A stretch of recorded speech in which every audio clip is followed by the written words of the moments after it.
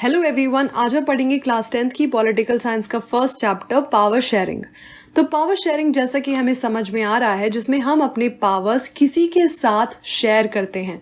तो पहले के समय में राजा के पास सारी पावर्स होती थी, वही रूल्स बनाते थे, वही देखते थे कि रूल्स इम्प्लीमेंट हो रहे हैं या नहीं, और अगर कोई रूल्स नहीं मान रहा तो उसको पनिश भी राजा ही करते थे। बट अभी के टाइम वैसा नहीं है, ये सारे पावर्स गवर्नमेंट के पास हैं और गवर्नमेंट ने इन पावर्स को डिवाइड किया हुआ है लेजिस्लेचर, एग्जीक्यूटिव और जुडिशरी के बीच में। लेजिस्लेचर लॉ बनाती है, एग्जीक्यूटिव इन लॉज को इम्प्लीमेंट करती है और जुडिशरी पनिश करती है उनको जो लॉज नहीं फॉलो करते। पहले ये मानते थे कि सारे पावर्स एक ही पर्सन या फिर एक ग्रुप ऑफ पर्सन के पास होने चाहिए, क्योंकि अगर पावर को बांट दिया गया तो जल्दी डिसीजन लेने में प्रॉब्लम होगी। पर डेमोक्रेसी आने के बाद हमें ये समझ आया कि ऐसा नहीं है। अगर हमें सही डिसीजन लेना है तो पावर को डिवाइड करना अच्छा है।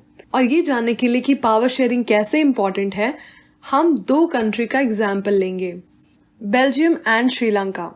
बेल्जियम एक छोटी सी कंट्री है यूरोप में, उसको नीदरलैंड्स, जर्मनी, लग्जमबर्ग और फ्रांस बॉर्डर करते हैं। बेल्जियम की टोटल पॉपुलेशन में 59% लोग फ्लेमिश रीजन में रहते हैं और डच लैंग्वेज बोलते हैं, 40% वलोनिया रीजन में रहते हैं और फ्रेंच बोलते हैं, बाकी 1% लोग जर्मन लैंग्वेज बोलते हैं। और जो बेल्जियम की कैपिटल सिटी है ब्रसल्स, वहाँ 80% लोग फ्रेंच बोलते हैं और 20% लोग Dutch. French speaking minority community ज़्यादा रिच और पावरफुल थी। ये डच स्पीकिंग लोगों को अच्छा नहीं लगा, जिनको कि इकोनॉमिक डेवलपमेंट और एजुकेशन के बेनिफिट्स काफ़ी समय के बाद मिले, जिसकी वजह से 1950s 1960s में दोनों के बीच में काफ़ी प्रॉब्लम्स हुई थी। और सबसे ज़्यादा प्रॉब्लम्स ब्रसल्स में हुई थी, क्योंकि जहाँ कंट्री लेवल पे डच मेजॉरिटी में थी बट कैपिटल सिटी में डच माइनॉरिटी में थी। इस सिचुएशन को कंपेयर करते हैं एक दूसरी कंट्री श्रीलंका से, जो कि एक आइलैंड नेशन है, यानी इसके चारों तरफ पानी है और हमारे इंडिया के तमिलनाडु कोस्ट से थोड़ा ही दूरी पर है। यहाँ 74% पॉपुलेशन सिन्हाला स्पीकर्स हैं, 18% पॉपुलेशन तमिल स्पीकर्स हैं। तमिल पॉपुलेशन दो तरह की है, एक जो नेटिव तमिल्स हैं जिनको श्रीलंकन तमिल्स कहते हैं, जो कि पूरी पॉपुलेशन के 13% हैं, और दूसरा ग्रुप है उन तमिल्स का जिनको कॉलोनियल टाइम्स में टी प्लांटेशन में काम करने के लिए इंडिया से श्रीलंका लाया गया था। इनको इंडियन तमिल्स कहते हैं। तो जानते हैं कि इन दोनों कंट्रीज में क्या हुआ। मेजॉरिटेरियनिज्म इन श्रीलंका। श्रीलंका को 1948 में इंडिपेंडेंस मिली और सिन्हाला कम्युनिटी ने अपनी मेजॉरिटी के चलते गवर्नमेंट पे डोमिनेट किया, और पावर में आने के बाद उन्होंने श्रीलंका में बहुत सारे मेजॉरिटेरियन स्टेप्स लेने शुरू करे। 1956 में उन्होंने एक्ट पास किया और सिन्हाला को श्रीलंका की ऑफिशियल लैंग्वेज बना दिया। गवर्नमेंट ने ऐसी पॉलिसीज बनाई जिसकी वजह से सिन्हाला को प्रेफरेंस मिलने लगी यूनिवर्सिटीज और जॉब्स में, और एक नया कॉन्स्टिट्यूशन बनाया गया जिसके अकॉर्डिंग स्टेट बुद्धिज्म को प्रोटेक्ट करेगा और उसको बढ़ाने में हेल्प करेगा। इन सब चीज़ों की वजह से श्रीलंकन तमिल्स को लगने लगा कि कोई भी पॉलिटिकल पार्टी उनके लैंग्वेज या कल्चर को लेकर सेंसिटिव नहीं है, और ये भी कि कॉन्स्टिट्यूशन और गवर्नमेंट पॉलिसीज उनको इक्वल अपॉर्चुनिटी नहीं दे रहे। इन सब चीज़ों की वजह से सिन्हाला और तमिल कम्युनिटी के बीच में तनाव बढ़ने लगा। फिर श्रीलंकन तमिल्स ने अपनी अलग पार्टी बनाई ताकि वो अपनी लैंग्वेज तमिल को भी ऑफिशियल लैंग्वेज बना पाए, और उनको रीजनल ऑटोनॉमी चाहिए थी। रीजनल ऑटोनॉमी मतलब उनको अपने रीजन में सारे डिसीजन लेने की फ्रीडम हो, पर उनकी ऑटोनॉमी की बात हर बार मना कर दी जाती थी। 1980 तक बहुत सी पार्टी शुरू हो गई और ये डिमांड करने लगी कि तमिल्स की अपनी एक अलग ईलाम, यानी तमिल्स का एक अलग से स्टेट होना चाहिए श्रीलंका के नॉर्थ और ईस्टर्न पार्ट में। फिर दोनों कम्युनिटी के बीच सिविल वॉर शुरू हो गई, जिसकी वजह से दोनों कम्युनिटीज के काफी लोग मर गए। बहुत से लोगों को अपना घर छोड़कर कहीं और जाना पड़ा। इन सब की वजह से श्रीलंका पर बहुत असर हुआ।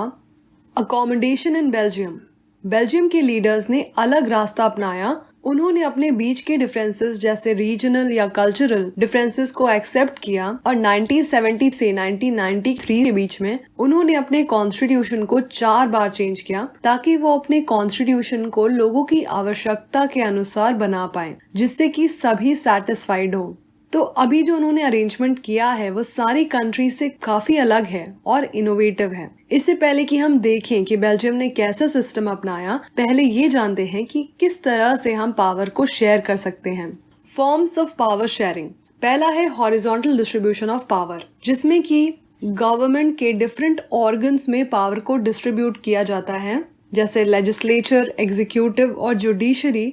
इसमें ये तीनों सेम लेवल पे ही हैं और इन तीनों के पास अलग अलग पावर है। यहाँ पर बैलेंस ऑफ पावर मेंटेन्ड रहता है, यानी ऐसा सिस्टम ये इंश्योर करता है कि किसी भी ऑर्गन के पास बहुत ज्यादा पावर नहीं हो। हर ऑर्गन एक दूसरे को देखती है यहाँ पे, जैसे लेजिस्लेचर, एग्जीक्यूटिव और जुडिशरी के काम पे नजर रखती है। एग्जीक्यूटिव जिसमें मिनिस्टर्स आते हैं, इन पे लेजिस्लेचर और जुडिशरी नजर रखती है और जुडिशरी के ऊपर एग्जीक्यूटिव और लेजिस्लेचर नजर रखते हैं। इस अरेंजमेंट को system of checks and balance कहते हैं। दूसरा तरह का पावर डिस्ट्रीब्यूशन होता है वर्टिकल डिस्ट्रीब्यूशन ऑफ पावर, जिसमें गवर्नमेंट के डिफरेंट लेवल्स में पावर शेयर किया जाता है।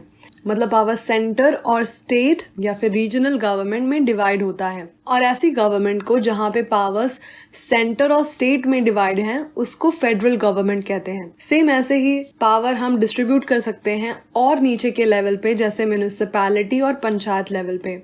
तीसरी तरह का पावर डिस्ट्रीब्यूशन होता है जहाँ पे हम अपने कंट्री में रह रहे सारे कम्युनिटीज को रिप्रेजेंटेशन दे रहे हैं ताकि उनका भी गवर्नमेंट में या एडमिनिस्ट्रेशन में रोल हो। आपने 9th क्लास में पढ़ा होगा रिजर्व्ड कॉन्स्टिट्यूएंसीज का सिस्टम। तो रिजर्व कॉन्स्टिट्यूएंसीज में क्या होता था, वहाँ पे ये होता था कि SC, ST, OBC या फिर विमेन के लिए कुछ सीट्स रिजर्व कर दी जाती थी। ऐसा इसलिए किया जाता था ताकि गवर्नमेंट में उनकी भी बात सुनी जाए। फोर्थ तरीके का पावर शेयरिंग इंश्योर करता है कि पावर किसी एक के पास सीमित ना हो, बल्कि पावर सबके बीच में शेयर हो सके। जैसे कि पॉलिटिकल पार्टी के बीच में जो कंपटीशन होता है, ये इंश्योर करता है कि सिर्फ एक पॉलिटिकल पार्टी ही हर बार नहीं जीत रही, बल्कि अलग अलग पॉलिटिकल पार्टी जीत सकती है इलेक्शन। और जो प्रेशर ग्रुप्स हैं, लाइक ट्रेडर्स के प्रेशर ग्रुप हो गए, बिजनेसमैन के, इंडस्ट्रियलिस्ट के, फार्मर्स के, इंडस्ट्रियल वर्कर्स के, ये सारे अपने ग्रुप बनाते हैं और इनका भी शेयर होता है गवर्नमेंट पावर में, या फिर ये गवर्नमेंट की कमिटीज में पार्टिसिपेट करते हैं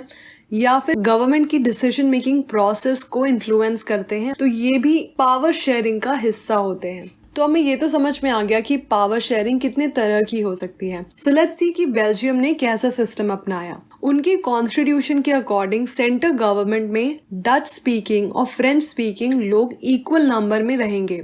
कुछ स्पेशल लॉज बनाने के लिए मेजॉरिटी सपोर्ट होना चाहिए हर लैंग्वेज कम्युनिटी का, यानी कि अगर सपोज कोई स्पेशल लॉ आता है तो फ्रेंच और डच स्पीकिंग दोनों की मेजॉरिटी चाहिए उस लॉ को पास करने के लिए, यानी कोई भी सिंगल कम्युनिटी अकेले डिसीजन नहीं ले सकती। दूसरा उन्होंने क्या किया कि सेंटर गवर्नमेंट ने अपने ज्यादातर पावर स्टेट गवर्नमेंट को दिए, जो कि 2 रीजन्स में है, और स्टेट गवर्नमेंट सेंटर गवर्नमेंट से नीचे नहीं है, इसके भी इक्वल पावर्स हैं। ब्रसेल्स की एक सेपरेट गवर्नमेंट है जहां दोनों कम्युनिटीज का इक्वल रिप्रेजेंटेशन होता है। फ्रेंच कम्युनिटी ने ब्रसेल्स में इक्वल रिप्रेजेंटेशन एक्सेप्ट किया क्योंकि सेंटर में डच कम्युनिटी ने इक्वल रिप्रेजेंटेशन एक्सेप्ट किया।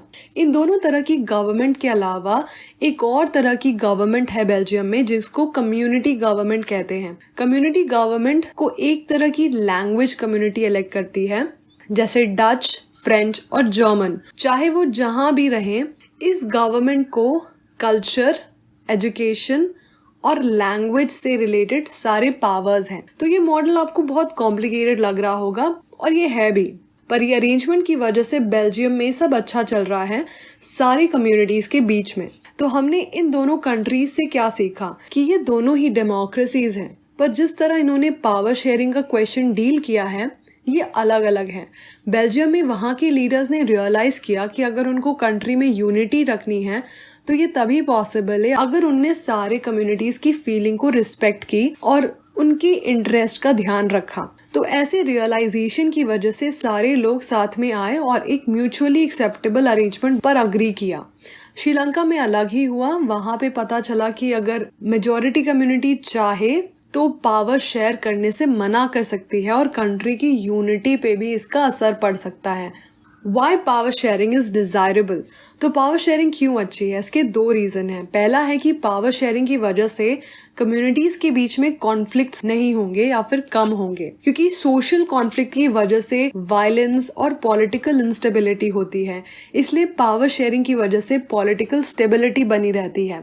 शॉर्ट टर्म में लगता है कि मेजॉरिटी कम्युनिटी के रूल में क्या प्रॉब्लम है, बट लॉन्ग टर्म में समझ आता है कि सबको पावर मिलनी चाहिए। और दूसरा रीजन जिसकी वजह से पावर शेयरिंग अच्छी है वो है क्योंकि डेमोक्रेसी में सबको अपना लीडर चुनने का फ्रीडम है। डेमोक्रेटिक रूल में सारे के सारे इससे प्रभावित होते हैं, क्योंकि जो हम लीडर चुनते हैं वो लॉज बनाते हैं, वो सबके लिए बनाते, सिर्फ उनके लिए नहीं बनाते जिन्होंने वोट किया, बल्कि जिन्होंने उनके लिए वोट नहीं किया उनके लिए भी बनाते हैं। एक डेमोक्रेटिक गवर्नमेंट में लोगों को कंसल्ट करना पड़ेगा कि उनको कैसे गवर्न होना है। एक लेजिटिमेट गवर्नमेंट वही होगी जिसमें सिटीजन्स पार्टिसिपेट करें और उनका भी एक स्टेक हो सिस्टम में, उनका भी राय लिया जाए सिस्टम में, उनको क्या चाहिए क्या नहीं चाहिए, सबकी भावनाओं की रिस्पेक्ट हो।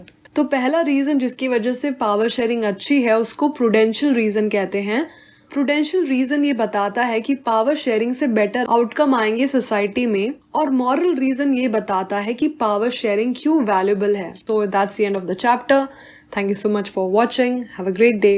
Bye.